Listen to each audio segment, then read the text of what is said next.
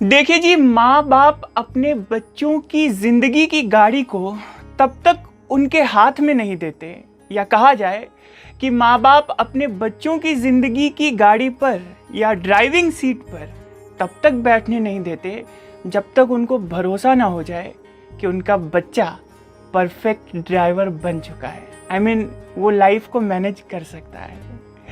Hello जी, मुझे RJ Shahnawaz कहते हैं, India's first blind RJ in private radio FM industry. ये जो मैंने भूमिका बांधी है ना, इसके पीछे कहानी बहुत दिलचस्प है। बात है 16 जून 1950 की। इसी तारीख को 12 साल, जो कि आज बांग्लादेश का हिस्सा है, वहाँ पैदा हुए गौरांग बसंत कुमार और शांति रानी के घर पर 5 बच्चे थे, बसंत जी और रानी जी के। एक बच्चा पढ़ने में भी बहुत होशियार था, गौरांग, और हो क्यों ना बंगाली जो ठहरा। बच्चा आगे चलकर इंजीनियरिंग करना चाहता था, क्योंकि बच्चे के पापा जी भी वही चाहते थे। मगर अर्ली 70s का वो दौर, जब पश्चिम बंगाल में पॉलिटिकल उथल पुथल मची हुई थी, बच्चा इन्फ्लुएंस्ड हो गया नक्सलिज्म से, और उसने अपनी पढ़ाई को रास्ते में ही छोड़कर नक्सलवाद के रास्ते पे बढ़ना शुरू कर दिया। बोले जाए तो, कहा जाए तो वो नक्सलवादी बन गया। गौरांग के बड़े भाई, जो अपने घर की जिम्मेदारी उठाया करते थे, बिजली का झटका लगने की वजह से उनकी दर्दनाक मौत हो गई।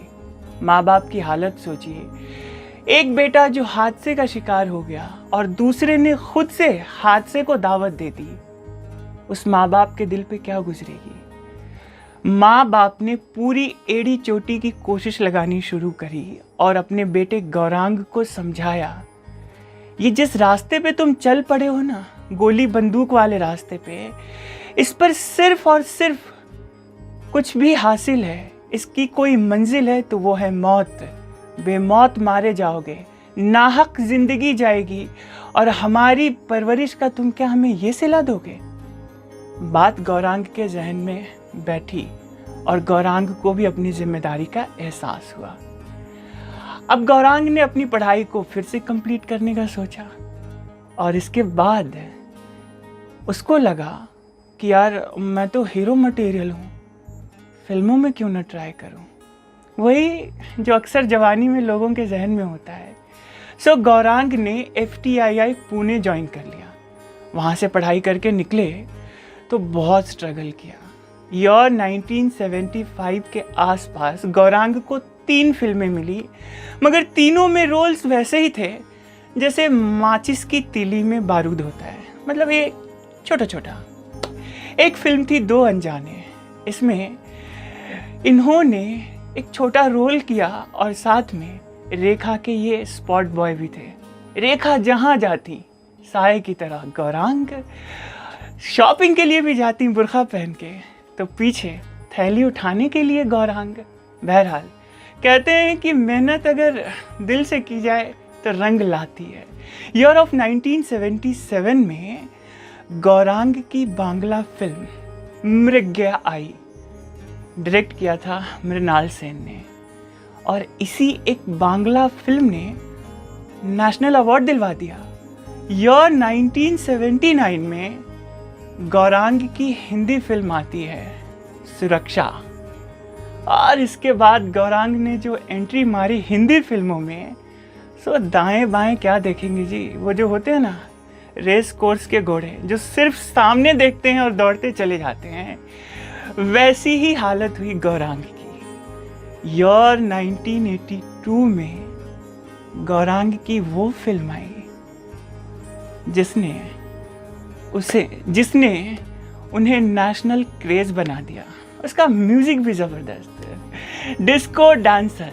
और अब गौरांग नाम बहुत पीछे छूट गया, दुनिया तो अब उसे मिथुन चक्रवर्ती के नाम से जान रही है। डिस्को डांसर के बाद डांस कसम पैदा करने वाले की प्यार झुकता नहीं, और मैं तो कहूँ कि मिथुन रुकता नहीं। अनलिमिटेड फिल्में की, अनलिमिटेड इसलिए कह रहा हूँ कि एक वक्त था जब मिथुन दा अपने ही ऊटी वाले होटल के आसपास के लोकेशन में हफ्ते भर में फिल्म को शूट करके हटा दिया करते थे। वो गौरांग जो एक गलत रास्ते पे निकल पड़ा था, माँ बाप ने अगर इस वक्त स्टीयरिंग नहीं संभाली होती, बच्चे को यू टर्न नहीं करवाया होता, तो शायद आज गौरांग चक्रवर्ती यानी मिथुन दा का जिक्र कुछ और होता था। कुछ भी आप सोच सकते हैं।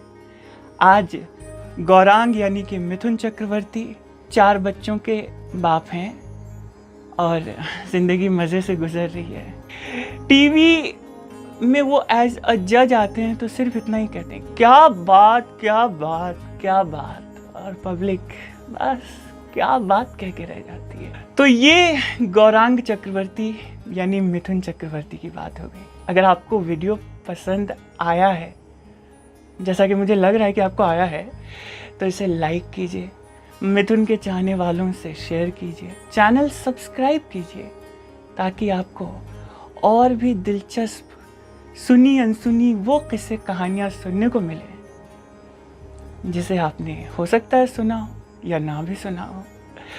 और अब चलते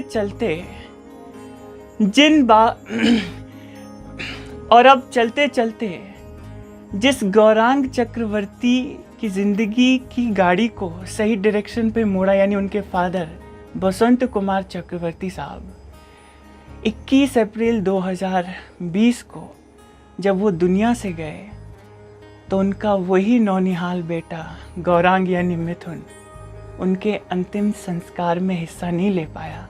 वजह नेशनल लॉकडाउन, और मिथुन अपने बेंगलोर वाले होटल में फंसे हुए थे। वो लाख कोशिशों के बाद भी अपने फादर के अंतिम संस्कार में शामिल नहीं हो पाए। ये भी इत्तेफाक है